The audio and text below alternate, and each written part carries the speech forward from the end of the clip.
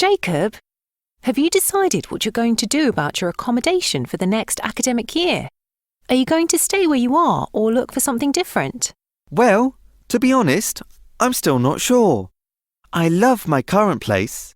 It's right in the middle of the campus and basically a short walk to everywhere I need to get to. So I don't have to take a bus to go to my lectures. And the best thing is that I can get up just 30 minutes before my classes start in the morning, or even 10 minutes before if I feel like cycling and it's not raining. That sounds perfect to me. Why would you want to change it then? Well, I'd love to stay there for the next year or even 2. But the thing is that I'm not sure I'll be able to afford it.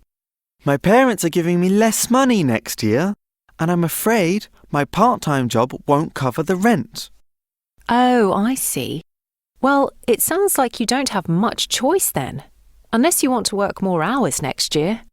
That could be an option, but everyone says the second year of our course is quite challenging, so it looks like I'll need to focus more on studying. I'm not worried about maths, and I'll be fine with statistics too, but our chemistry professor is quite strict, and I didn't do particularly well in my last exam. So I suppose it will be less work and more study for me next year. And how about you? Are you still going to share the house with your friends? Yeah, definitely. I really like it. And actually, Jacob, I've got an idea.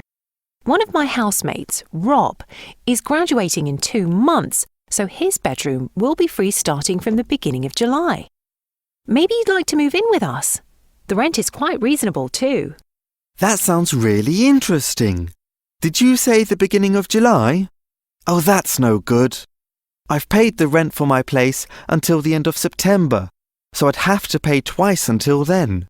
I'll have to think it over. Thanks anyway.